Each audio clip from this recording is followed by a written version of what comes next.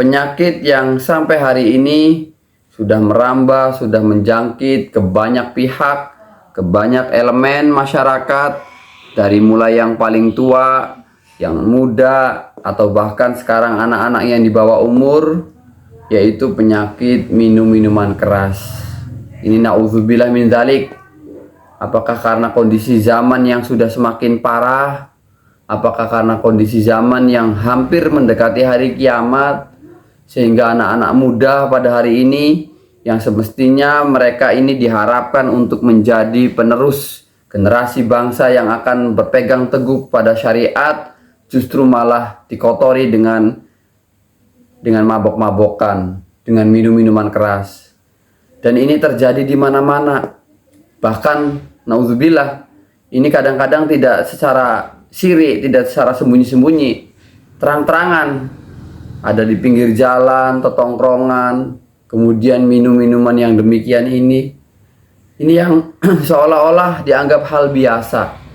Padahal kalau kita lihat dari berbagai macam referensi syariat, referensi agama, referensi ilmu, ini minum-minuman arak ini bukan dosa yang kecil, bukan dosa yang sembarangan. Ini saya bacakan ya, supaya kita tahu bahwa apa ancaman bagi para peminum arak ini supaya mereka itu kapok. Nauzubillah. Kenikmatan dunia itu hanya sementara, Masya Allah. Jangan dikotori dengan minum-minuman keras.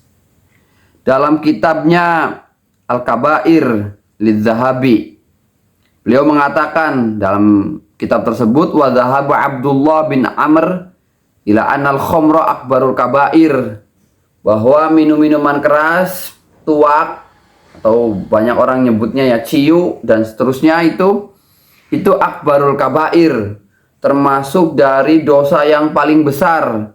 Wahia bila raibin ummul khaba'is, tanpa ada keraguan bahwa minum-minuman keras merupakan ummul khaba'is, induk daripada keburukan-keburukan yang akan dilakukan oleh si pelakunya. Wa qad la'ana syaribaha, Allah melaknat terhadap orang-orang yang meminum arak, minum tuak, dilaknat. Bahkan dalam hadis lain, tidak hanya itu, tidak hanya yang minum, yang membuat, yang menjual, yang menjadi perantara, pokoknya yang terlibat dalam proses terjadinya minum-minuman keras tersebut, semua pihaknya tercatat sebagai makhluk yang dilaknat oleh Allah Subhanahu wa taala.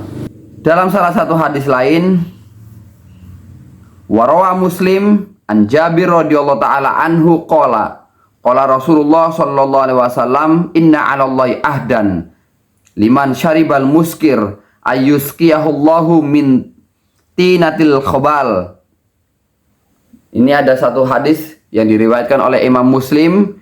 Beliau mendapatkan hadis ini dari Jabir, bahwa Rasulullah sallallahu alaihi wasallam mengatakan, apa yang dikatakan Rasulullah? Inna 'alallahi ahdan liman syaribal muskiro ayyuskiyahullahu min tinatil khabal. Allah punya janji terhadap orang-orang yang suka minum minuman keras, minum tuak, minum arak. Apa janji Allah? Janji Allah, kelak di akhirat Allah akan memberikan minuman dari tinatul khabal. Allah memberikan minuman terhadap mereka, para peminum arak ini, yaitu minuman tinatul khabal.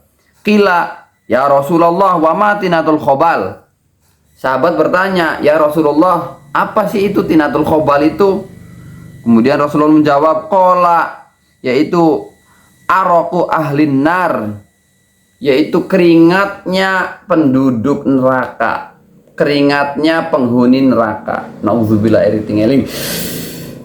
Keringatnya penduduk neraka dikumpulkan kemudian diminumkan terhadap mereka yang meminum arak ketika masih hidup di dunia.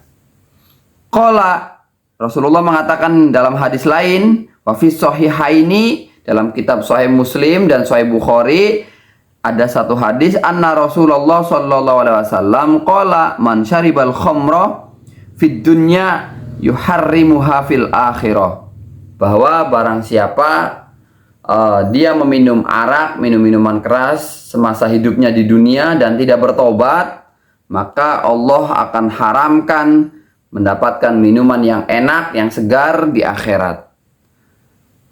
Insya Allah ya. Jadi banyak sekali ini, masih banyak.